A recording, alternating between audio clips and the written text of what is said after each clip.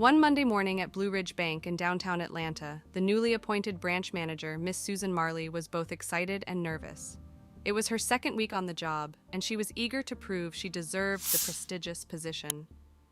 She believed today would be her moment to shine. The bank hummed with its usual morning activity. Customers lined up at the counters, tellers processed transactions, and the faint sound of keyboards filled the air.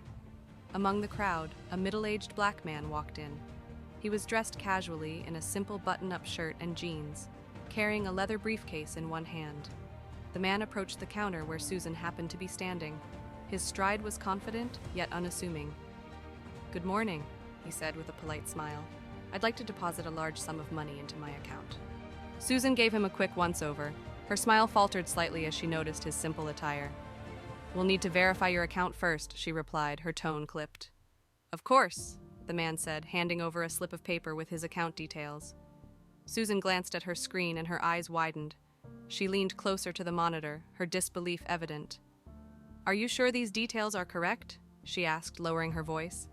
"Yes, they are," he replied calmly. "You'll also need to prepare for the deposit. It's a transfer of $200 million. Susan froze, the words hanging in the air like an electric charge. After a moment, she leaned back, crossed her arms, and gave him a skeptical look. "Listen, sir," she said sharply. "We don't tolerate scams here.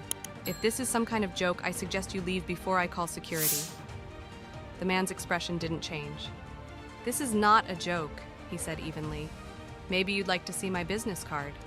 He reached into his briefcase, but Susan stepped back. "No need," she snapped. "Scammers always carry fake business cards. You can't fool me. I know how these things work." By now, the exchange had drawn attention.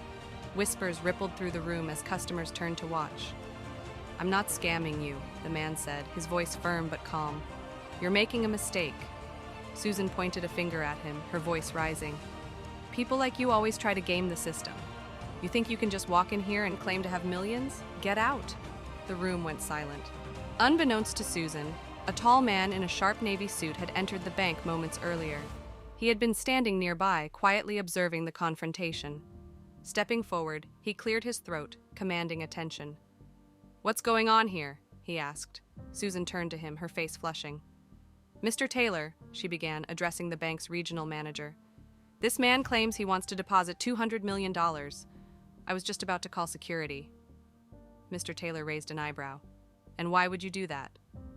"Because he's obviously lying," Susan exclaimed. "Look at him."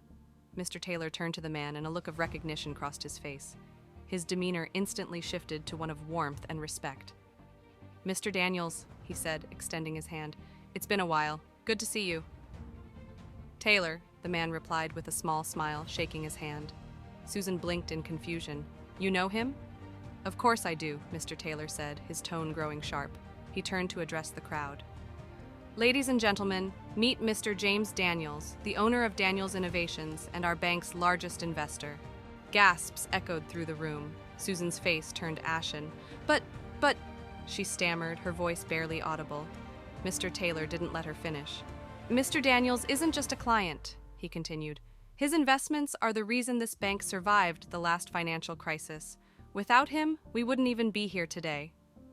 Susan's mouth opened and closed, but no words came out.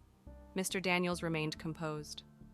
"I was hoping to keep this visit low-key," he said, glancing at Susan, "but it seems that's no longer possible." Mr. Taylor turned back to Susan, his expression steely.